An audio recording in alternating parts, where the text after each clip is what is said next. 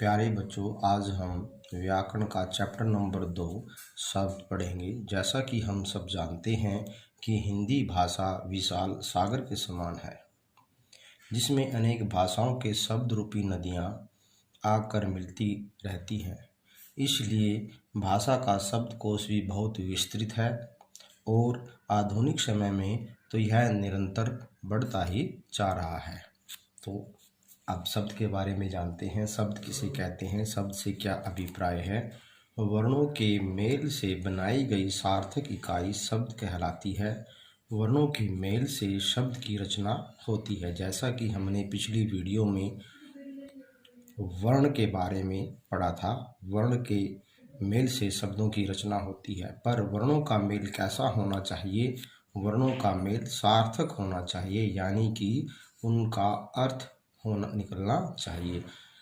तो इसलिए वर्णों के सार्थक मेल को, सार्थक इकाई को शब्द कहते हैं। शब्द स्वतंत्र इकाई होते हैं। प्रत्येक शब्द स्वतंत्र होता है, उसका अपना अर्थ भी होता है। पर जब हम इस शब्द को व्याकरण नियम के अनुसार वाक्य में प्रयोग कर देते हैं तो वह शब्द न कहला करके पद में परिवर्तित हो जाता है। अर्थात पद किसे कहते हैं, पद की क्या परिभाषा होती है। व्याकरण के नियमों में बंधे वाक्य में प्रयुक्त शब्द पद कहलाते हैं। यानी कि जिन शब्दों को हम व्याकरण के नियमों में बांधकर व्याकरण नियम के अनुसार वाक्य में प्रयोग कर देते हैं तो वह शब्द न रह करके पद बन जाते हैं। वाक्य में पदों का एक क्रम होता है, जैसे कि कर्ता, कर्म और अंत में क्रिया होता है। इस प्रकार शब्दों के मेल से वाक्य बनते हैं, यानी कि शब्दों को उठा करके हम वाक्य में प्रयोग करते हैं, उनका वाक्य का निर्माण करते हैं। पर वाक्यों के मेल से फिर भाषा बनती है। पर जैसे ही वो शब्द वाक्य में प्रयोग हो जाते हैं तो वो पद बन जाते हैं, पद कहलाने लगते हैं। इसलिए वाक्य पदों के मेल से बनता है, ना कि शब्दों के मेल से बनता है। हम इसे एक उदाहरण के माध्यम से जानेंगे। जैसे कि हमने यहाँ पर शब्द लिए हैं, राम किसी व्यक्ति का नाम, पत्थर किसी वस्तु का नाम, पढ़ता। तो ये 3 शब्द हैं। जब हम इनका वाक्य में प्रयोग करते हैं, अब हम इन शब्दों के मेल से, यानी इन शब्दों को जोड़ करके वाक्य बनाते हैं। तो जैसे ही हमने इन शब्दों को यहाँ से उठाया, राम पत्थर पढ़ता है, तो ये वाक्य का निर्माण हो गया, राम पत्थर पढ़ता है। पर यहाँ पर ये राम शब्द न रह करके पद बन गया है, क्योंकि इस पर व्याकरण के नियम लागू हो जाते हैं। जैसे कि राम यहाँ पर कर्ता, पुरुष पुल्लिंग और एक वचन है। इसी प्रकार जो पत्थर है वो कर्म और पढ़ता वो क्रिया के रूप में प्रयोग किया गया है। तो अब यहाँ पर ये सभी पद कहलाते हैं। अब हम आगे शब्दों का वर्गीकरण। तो वर्गीकरण, शब्दों के वर्गीकरण, शब्दों को 5 भागों में विभाजित किया जाता है। सबसे पहला व्युत्पत्ति यानी रचना के आधार पर, नंबर 2 स्रोत उत्पत्ति के आधार पर, नंबर 3 अर्थ के आधार पर, नंबर 4 व्याकरण प्रक्रिया के आधार पर, नंबर 5 प्रयोग के आधार पर। तो सबसे पहले हम व्युत्पत्ति यानी रचना के आधार पर शब्दों का वर्गीकरण करेंगे। रचना यानी कि निर्माण, उत्पत्ति, तो उसकी जो रचना कैसी हुई, शब्द की रचना कैसी हुई, इसको भी आगे 3 भागों में विभाजित किया गया है। नंबर 1 रूढ़ शब्द, नंबर 2 यौगिक शब्द, नंबर 3 योग रूढ़ शब्द। तो रूढ़ शब्द किसे कहते हैं? रूढ़ का मतलब होता है प्रसिद्ध, जाना जाने वाला, यानी कि एक विशेष परंपरा जो एक विशेष अर्थ के लिए रूढ़ हो, यानी जाना जाता हो। जो शब्द किसी विशेष अर्थ के लिए रूढ़ या प्रसिद्ध हो जाते हैं उन्हें हम रूढ़ शब्द कहते हैं। इन शब्दों के खंड या टुकड़े नहीं किए जा सकते, यानी अगर हम इनको खंडों में विभाजित करते हैं तो इनके खंडों का कोई अर्थ नहीं निकलता। जैसे कि पुस्तक, पुस जमा तक, नल, न जमा ल, पानी, पा जवानी, तो इनके खंडों का कोई अर्थ नहीं निकलता। ये अपने विशेष अर्थ के लिए ही प्रसिद्ध हैं, रूढ़ हैं, इसलिए इनका नाम रूढ़ शब्द कहलाता है। नंबर 2, यौगिक शब्द। यौगिक शब्द किसे कहते हैं? दो या दो से अधिक शब्दों के मेल या योग से बनने वाले सार्थक शब्द, यानी कि दो शब्दों का मेल होता है और दोनों ही शब्दों के अर्थ निकलते हैं।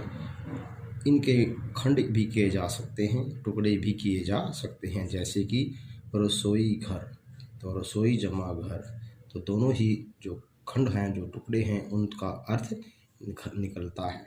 प्रयोगशाला, प्रयोग जमा शाला, राष्ट्रपिता, राष्ट्र जमा पिता, रेलगाड़ी, रेल जमा गाड़ी। तो यौगिक शब्द वे शब्द कहलाते हैं जो दो या दो से अधिक शब्दों के मेल से बनते हैं। इनके टुकड़े किए जा सकते हैं, इनके टुकड़ों का अर्थ निकलता है, यानी कि वो सार्थक खंड होते हैं। नंबर 3, योग रूढ़ शब्द। योग रूढ़ शब्द किसे कहते हैं? जो शब्द अपना अर्थ प्रकट न करके किसी विशेष अर्थ के लिए जाने जाते हैं, रूढ़ हो जाते हैं, यानी कि अपना अर्थ नहीं बताते पर किसी विशेष अर्थ के लिए जाने जाते हैं। जैसे जलद, जल जमा जल जमा जल, जल का मतलब पानी, जल का मतलब जन्मा, यानी कि जो पानी में जन्म जिसका होता है उसे कहते हैं कमल। तो ये कमल एक विशेष अर्थ के लिए जाना जाता है। निशाचर, यानी कि निशा का मतलब अर्थ हुआ रात, चर का अर्थ हुआ घूमना, यानी कि जो रात को घूमते हैं उनको बोलते हैं निशाचर। तो ये एक राक्षस के अर्थ के रूप में जाने जाते हैं। तो अपना अर्थ प्रकट न करके विशेष अर्थ के लिए जाने जाते हैं। नीलकंठ, तो नीले कंठ में गले वाला, तो नीले गले वाला कौन है? शिव।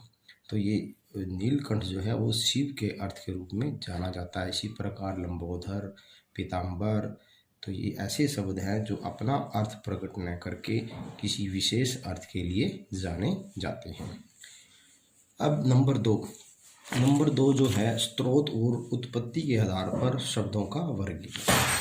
स्रोत और उत्पत्ति, तो इनका जो ऐसे शब्द जिसकी उत्पत्ति कहाँ से हुई, वो कहाँ से आए, स्रोत कहाँ से ये हिंदी भाषा में प्रयोग हुए हैं, तो ऐसे शब्दों इस आधार पर शब्दों को 5 भागों में विभाजित किया जाता है। तत्सम, तद्भव, देशज, विदेशज, संकर।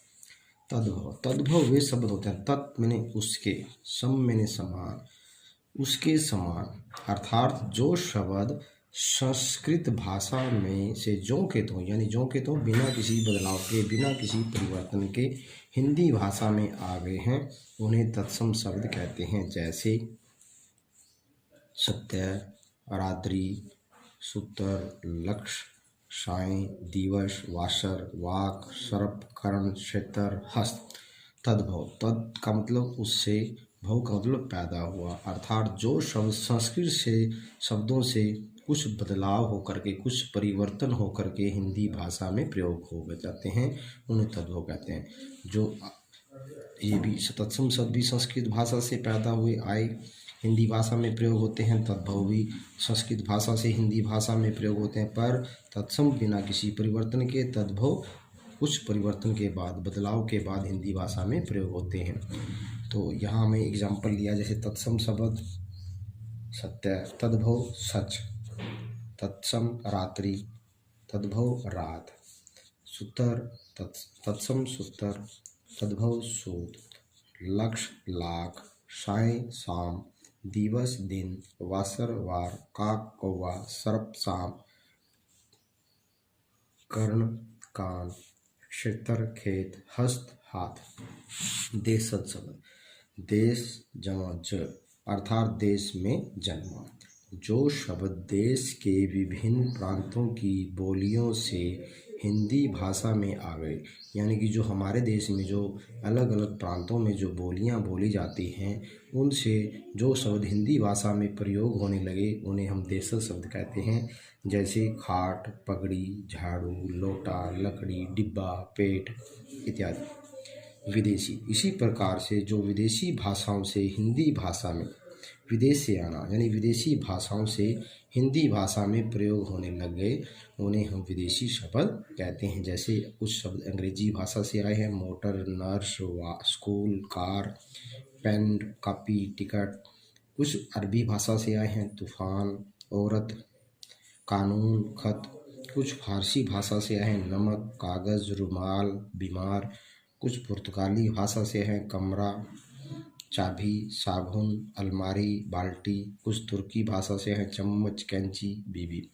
तो इस प्रकार से अलग अलग भाषाओं से हिंदी भाषा में जो शब्द प्रयोग होते हैं उन्हें हम विदेशी शब्द कहते हैं। संकर शब्द नंबर 5, जो शब्द दो भिन्न भाषाओं के शब्दों के मेल से, अलग अलग भाषाओं के शब्दों के मेल से जो शब्द बनते हैं। जैसे टिकट इंग्लिश का शब्द है, घर हिंदी भाषा का शब्द है, तो दोनों के मेल से बन गया टिकट घर। इसी प्रकार फल जो हिंदी भाषा का शब्द है, धार फारसी भाषा का शब्द है, इसीलिए बन गया फलदार। वर्ष संस्कृत भाषा का शब्द है, गांठ हिंदी भाषा का शब्द है, दोनों के मेल से वर्षगांठ। लाठी हिंदी भाषा का शब्द है, चार्ज इंग्लिश भाषा का शब्द है, तो लाठी चार्ज। तो इस प्रकार दो भिन्न भाषाओं के मेल से बनने वाले शब्द संकर शब्द कहलाते हैं। अब हम शब्दों का वर्गीकरण अर्थ के आधार पर करेंगे। अर्थ के आधार पर अर्थ की विविधता के आधार पर शब्दों के 6 भेद हैं। पर्यायवाची, विपरीतार्थक, एकार्थ, अनेकार्थ, श्रुति सम भिन्नार्थक। अनेक शब्दों के लिए एक शब्द। तो सबसे पहले पर्यायवाची या समानार्थी शब्द। समानार्थी यानी कि समान अर्थ प्रकट करने वाले शब्द, इनका प्रयोग एक ही वस्तु प्राणी के लिए किया जाता है। जैसे तन को हम काया भी कह सकते हैं, शरीर, वपु, वदन, गात। तो सभी का एक ही अर्थ निकलता है, समान अर्थ निकलता है, इसलिए इनको हम पर्यायवाची या समानार्थी के रूप में जानते हैं। विलोम या विपरीतार्थक शब्द, जो शब्द एक दूसरे के विपरीत यानी कि उल्टा अर्थ प्रकट करते हैं। जैसे आय का विपरीत व्यय, गुप्त, प्रगट। तो इस प्रकार ये विपरीत अर्थ प्रकट करने वाले शब्दों को विपरीतार्थक शब्द कहते हैं। अनेकार्थी शब्द, अनेक अर्थ, जो शब्द एक से अधिक अर्थ देते हैं, वे शब्द संदर्भ या स्थिति के अनुसार अर्थ देते हैं। तो जैसे पत्थर का अर्थ पता या चिट्ठी, दोनों हो सकते हैं। अलग अलग संदर्भ, अलग अलग स्थिति में अलग अलग पत्थर का जो है अर्थ समझा जाता है। भेद का मतलब रहस्य और प्रकार। कर्ण का अर्थ कान, कुंती का पुत्र कर्ण। तो अलग अलग संदर्भ में इसको अलग अलग प्रकार से हम प्रयोग कर सकते हैं। नेक्स्ट नंबर 5, श्रुति सम भिन्नार्थक शब्द, यानी कि वर्तनी में भी सूक्ष्म अंतर के कारण, वर्तनी मतलब लिखते समय सूक्ष्म अंतर के कारण जो शब्द सुनने में एक समान लगते हैं पर उनमें कुछ सूक्ष्म अंतर होते हैं, उसके आधार पर भी उनके अर्थ भिन्न भिन्न होते हैं। जैसे अन्य, अनाज, अनाज, अन्य, दूसरा। अवधि, भाषा, अवधि, सीमा या समय सीमा। तो इसी प्रकार आगे नेक्स्ट नंबर 6, अनेक शब्दों के लिए एक शब्द, जिन शब्दों का प्रयोग वाक्यांश अथवा अनेक शब्दों के स्थान पर किया जाता है। जैसे जिसे कभी बुढ़ापा न आए, अजर। जो कभी न मरे, अमर। जो किसी का पक्ष न ले, निष्पक्ष। यानी कि एक वाक्यांश या अनेक शब्दों के लिए यहाँ पर एक शब्द का प्रयोग किया जाता है। तो इस प्रकार अर्थ के आधार पर शब्दों के 6 भेद होते हैं। नेक्स्ट नंबर 4, व्याकरणिक प्रकार्य के आधार पर शब्दों के भेद। तो व्याकरणिक प्रकार्य के आधार पर शब्दों को 2 भागों में विभाजित किया जाता है, विकारी और अविकारी। विकारी शब्द किसे कहते हैं? जो शब्द वाक्य में प्रयोग किए जाने पर लिंग, वचन, कारक, काल के कारण अपना रूप बदल लेते हैं, यानी कि उनके रूप में परिवर्तन हो जाता है, विकार आ जाता है। विकार का अर्थ परिवर्तन यानी बदलाव आ जाता है। ये संज्ञा, सर्वनाम, विशेषण और क्रिया शब्द होते हैं। जैसे संज्ञा, जैसे कि अगर हम एक वचन के रूप में प्रयोग करेंगे तो बच्चा, बहुवचन के रूप में प्रयोग करेंगे तो बच्चे बन जाएगा, तो या बच्चों बन जाएगा। तो इस प्रकार ये वचन और लिंग के आधार पर अपने रूप को बदल लेते हैं। इसी प्रकार सर्वनाम वह, वे, उनका, उन्होंने, तो ये लिंग और वचन के अनुसार इनमें अलग अलग प्रयोग किया जाता है। इसी प्रकार विशेषण है, अगर कोई पुरुष जाति से संबंध है मोटा, या पुरुष जाति से स्त्री जाति से संबंधित है तो मोटी, तो इस ऊंचा ऊंची, तो ये लिंग और वचन और कारक और कार्य यानी कि समय के अनुसार बदल जाते हैं। इसी प्रकार क्रिया शब्द हैं आता है, आते हैं, आएंगे। ये जो क्रिया शब्द होते हैं, सर्वनाम शब्द होते हैं, संज्ञा के शब्द होते हैं और विशेषण जो शब्द होते हैं, ये वाक्य में प्रयोग करते समय लिंग, वचन, कारक और काल के अनुसार अपने रूप को बदल लेते हैं। इस प्रकार इन्हें विकारी शब्द कहते हैं। अब अविकारी, अविकारी मतलब जिनमें कोई विकार नहीं आता, कोई परिवर्तन नहीं होता, अविकार।